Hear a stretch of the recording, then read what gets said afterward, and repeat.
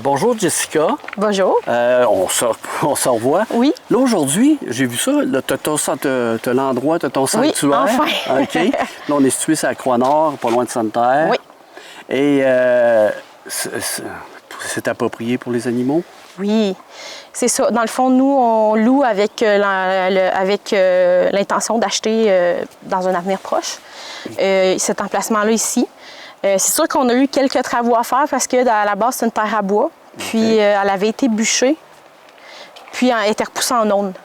Fait que là, il a fallu enlever des zones, puis éventuellement, cet été, on va continuer les travaux pour vraiment enlever toute la grosse section d'aunes, puis on va planter pour que les chevaux aient un champ d'été.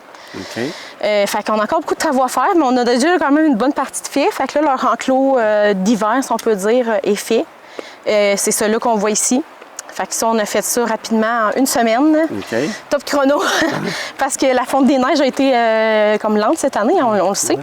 Et dans le fond, c'est ça. Nous, le propriétaire a été super. Il nous a vraiment, vraiment beaucoup aidés à faire les travaux. Là. Sans lui, on ne serait pas arrivé. Là. Puis dans le fond, son beau-père, sa blonde, ils sont tous venus nous aider. C'est vraiment apprécié. Là. Fait que là, actuellement, tu fais une demande d'aide financière pour les soins. Oui, les soins vétérinaires de nos animaux. Fait que dans le fond, on a eu plusieurs comme sauvetages, si on peut dire, avec des frais quand même importants là, de vétérinaire. Donc, on a June, notre petit jument rousse, Alzane, qui a fallu lui faire enlever un œil d'urgence parce que dans le fond, ça faisait quand même plusieurs années que ce problème-là, il venait, il s'en allait, il venait, il s'en allait. Puis nous, depuis qu'il est arrivé, en tout cas, le problème n'avait fait qu'empirer. Son œil était plus gros que l'autre œil. Il y avait des ulcérations au niveau de la cornée. Il coulait toujours un petit peu de pus. Fait qu'à ce moment-là, notre vétérinaire, qui est le vétérinaire du bureau vétérinaire de l'Abitibi à Amos, lui, il n'a eu pas de problème à dire on va faire ça à la ferme parce que sinon, il aurait fallu monter à Saint-Hyacinthe, puis c'est des frais supplémentaires beaucoup plus importants. Et c'est une jument qui a été complètement traumatisée par la remorque. Elle a une peur bleue d'embarquer dans les remorques. Je trouvais que c'était beaucoup de stress pour elle de faire 6 heures de route parce qu'il faut la tranquilliser. Puis même avec la tranquillisation, elle est assez intense. Moi, je vais la travailler éventuellement là-dessus. Tranquillement, je vais prendre mon temps. Mais pour l'instant, c'était beaucoup lui demander, je trouvais, pour une jument qui n'aimait pas du tout les transports. Puis ensuite, c'est sûr que les frais sont plus importants.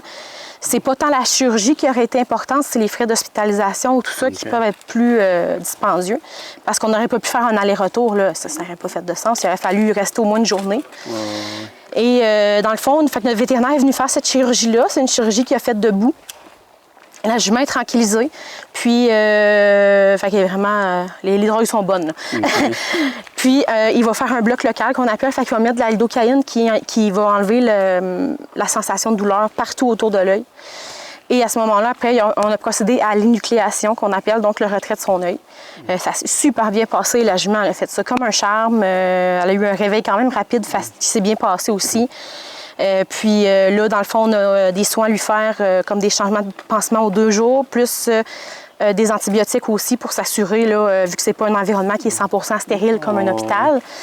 Et, mais ça va vraiment bien, sa plaie est quand même belle, l'inflammation n'est pas trop importante, c'est parce que c'est sûr qu'il y a de l'enflure, là, mais ça va quand même super bien. La jument est elle-même toujours très calme. Et puis après les 7 jours, on va retirer le bandage. Mais elle a un autre 7 jours où on surveille la plaie pour être sûr avant de pouvoir enlever ses points de suture. OK. Là, je voulais savoir, parce que là, je vois tous ces animaux-là, puis tout. Ça, c'est des animaux que tu recueilles. Oui, c'est ça. Bien, tu sais, comme dans le fond, mamie, ici présente, c'est une pensionnaire avant d'être à nous. Mais la jument, elle a 29 ans. Fait que, tu sais, la personne, elle n'avait plus vraiment les moyens de la garder. Puis elle ne voulait pas non plus qu'elle se retrouve n'importe où. Puis moi, j'étais d'accord de la garder parce que quand elle est arrivée, elle était très, très maigre. Elle avait comme 50 tiques sur elle. On se faisait quand même siphonner vivante, fait qu'on l'a soignée. On l'a réengraissée, mais cet hiver, elle a perdu de la condition qui est due au fait que, justement, à 29 ans, les dents, ils commencent à être un petit peu maganées. Puis les chevaux, ils ont une particularité un peu comme les lapins et les rongeurs. Leurs dents, ils poussent constamment. Donc, avec l'âge, ils peuvent ne plus vraiment pousser, puis là, deviennent trop usés. Fait qu'elle a moins de facilité à mastiquer, ou elle peut perdre des dents. Et comme les dents poussent constamment, il faut toujours que la dent supérieure use la dent inférieure. Fait que s'il en manque une, la dent va continuer de pousser puis elle va aller dans la gencive supérieure ou inférieure, la gencive adjacente. Notre jument Quincy, dans le fond, elle a ça, elle. Il manque une dent. Et elle, il faut la faire à chaque année les soins dentaires, justement, pour être sûr, parce que sa dent va continuer de pousser puis elle va aller blesser au niveau de sa gencive. Fait que ça, il faut l'user nous-mêmes, dans le fond.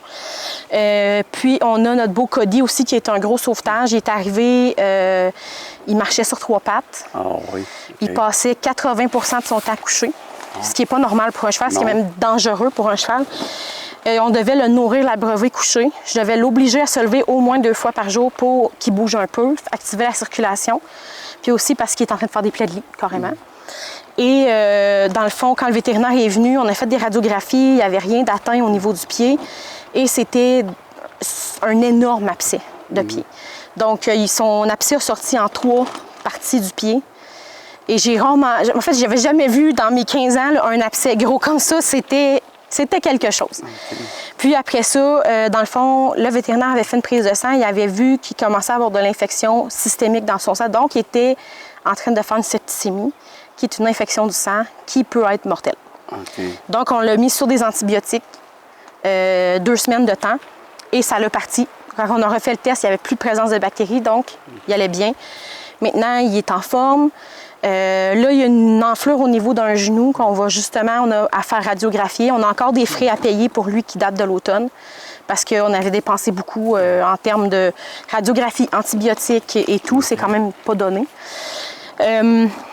Et c'est ça, ce printemps, il va être dû pour faire ses dents qui n'avaient pas été faites depuis plusieurs années. Dans le fond, généralement, plus les chevaux sont jeunes, plus on doit les faire souvent.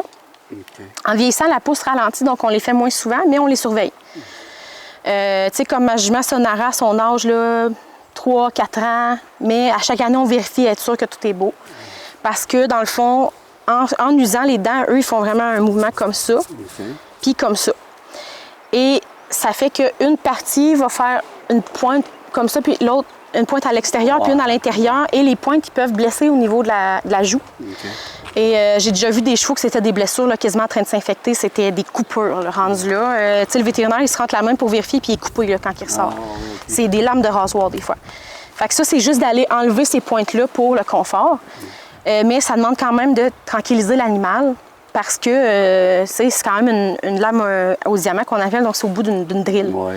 C'est quand même intrusif, là. Ils ont un ouvre-gueule, ça a l'air bien effrayant parce que c'est plein de choses. L'ouvre-gueule est en métal, donc c'est vraiment super impressionnant, mais eux, ça leur fait pas mal, là. C'est vraiment juste les parties un peu comme on coupe un ongle ou quelque chose comme ça. La partie qui est de surplus fait pas mal. Mais on a besoin de le faire, justement. Fait que ça demande un sédatif. Puis le vétérinaire a besoin de se déplacer, fait que c'est toujours des frais. Puis, tu sais, nous, on en a plusieurs. On a 7 chevaux, là, présentement. Oui, c'est ça. OK, tu en as 7, 7 chevaux. Oui, on a 7 chevaux au total. On a 2 juments qui ont du Cushing. Cushing ont besoin de médication à tous les jours. C'est, dans le fond, une excroissance au niveau de la glande pituitaire dans le cerveau qui fait qu'ils vont produire trop d'une hormone qui s'appelle l'ACTH. Et à ce moment-là, ils vont avoir des symptômes physiques comme du poil qui ne tombent pas en été. Ils ont le poil d'hiver en été, ils ne tombent pas. Leur poil il est comme frisé.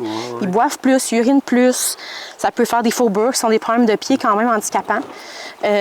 Donc, ils ont besoin de leur médication à tous les jours. On en a 2 comme ça.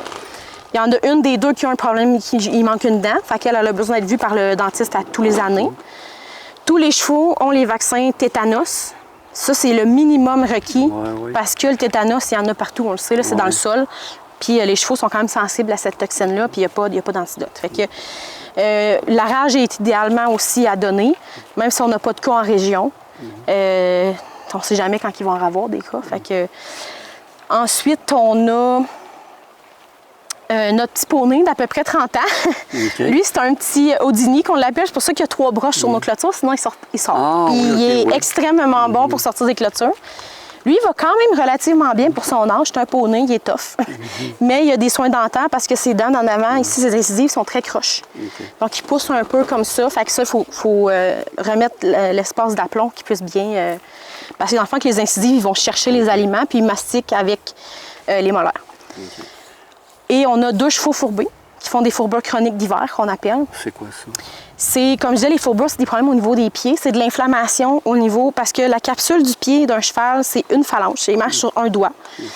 Et la capsule, c'est un gros ongle qui fait le tour, qui est attaché à l'intérieur par ce qu'on appelle des lamelles. Fait que c'est vraiment, là, à l'intérieur du pied, ça marche vraiment comme ça. Et eux, les lamelles se brisent, donc la tache se lousse. OK.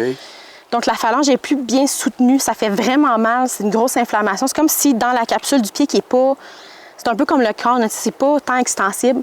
Puis là, on a beaucoup de pression. Fait que ça fait très mal. Ouais. Et les fourbures d'hiver, dans le fond, c'est que c'est le froid qui cause ça, eux. Ah, OK. Fait que ici, on en a du froid. Donc, à chaque hiver, eux, ils doivent avoir des couvertures tout le temps, des protèges-canons. Donc, comme leur tibia, un peu là, en dessous du genou, on va leur mettre une genre de chose pour garder la chaleur. Puis, en plus, ils ont des bottes au niveau des pieds pour garder la chaleur aussi. OK. Là, on disait que tu as 7 chevaux, mais là, tu n'as pas juste des chevaux. Tu as aussi toutes sortes d'animaux. J'ai des lapins, des cochons d'Inde, des chinchillas, des rats et des perruches. Et on a failli avoir une tortue. Finalement, on a trouvé une famille, mais on a passé proche d'avoir une tortue aussi. Fait que tout ça, c'est des animaux qui, au lieu de les abandonner, on te les amène.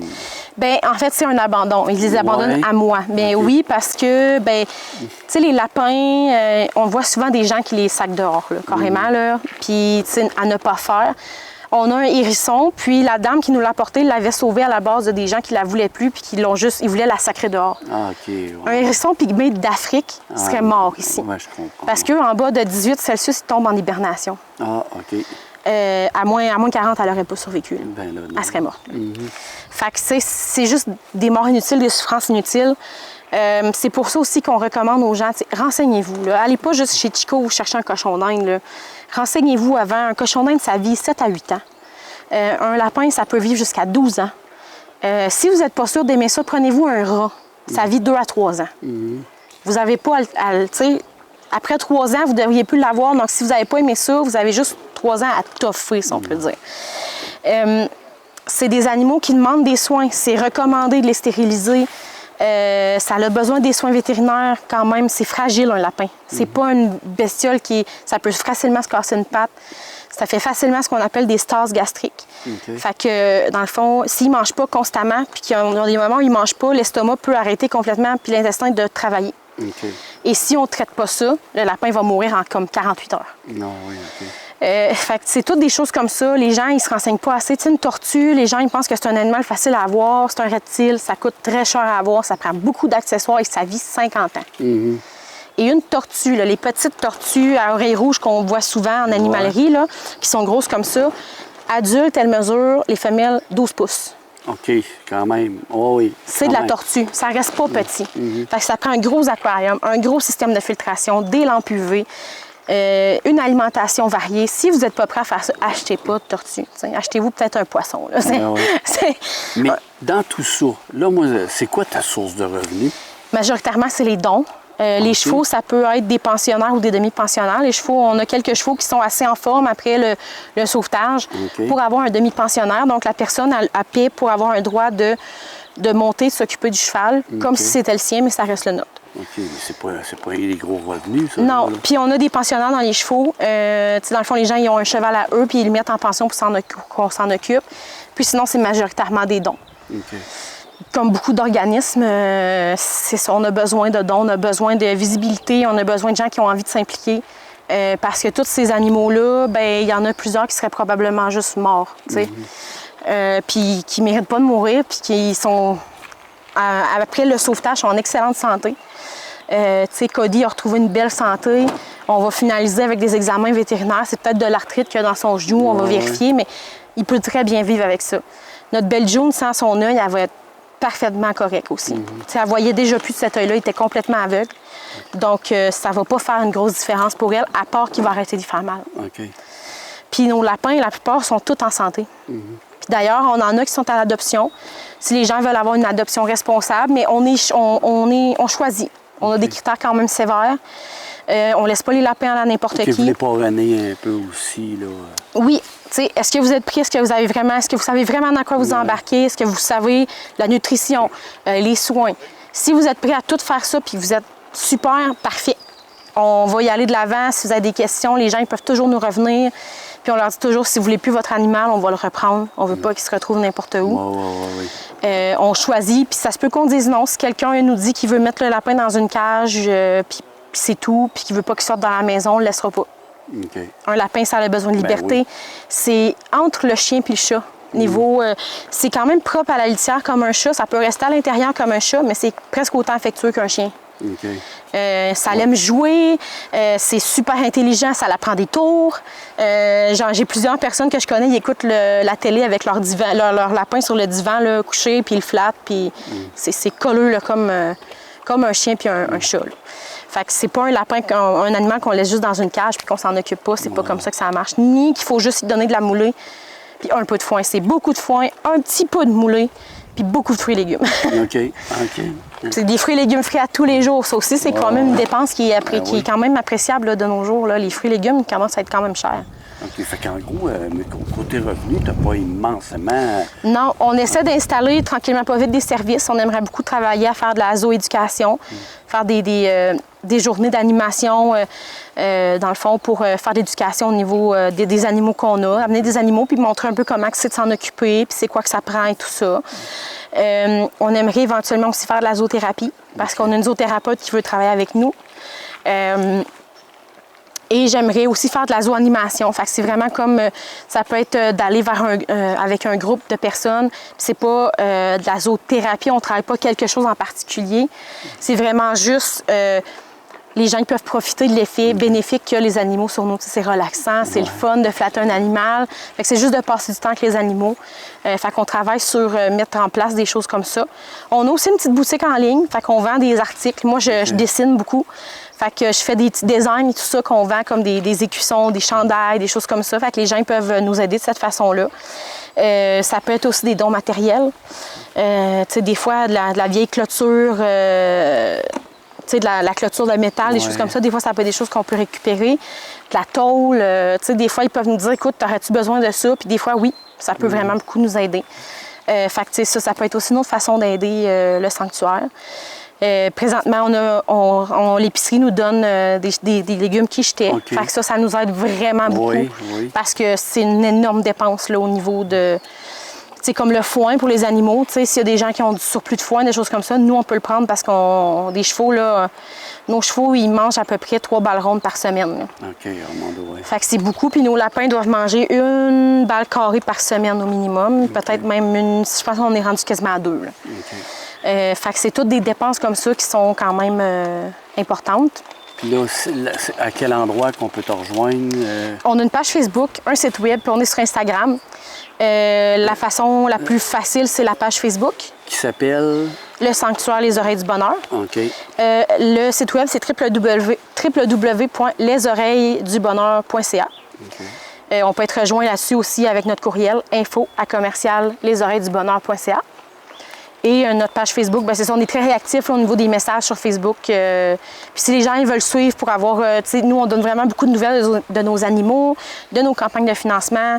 Présentement, on a aussi une belle toile d'une artiste de Sainte-Terre qui nous a donné pour qu'on fasse un tirage. Okay. Fait que les gens ils peuvent acheter des billets pour gagner cette belle toile-là. C'est une toile de cheval. Okay. Et dans le fond, ça, c'est aussi une façon qu'on essaie de trouver de se financer. Donc, les gens ils peuvent avoir des billets pour gagner la belle toile. Sinon, ben c'est ça, ils peuvent parrainer un animal aussi. Un animal spécifique qu'ils ont envie de parrainer. Ou donner de façon générale aussi. Donc, il y a plusieurs façons là, de nous aider. Puis la boutique, vous pouvez voir la boutique sur notre site web. Parfait. Bien, merci beaucoup, Jessica. Bien, merci d'avoir pris le temps de venir nous voir.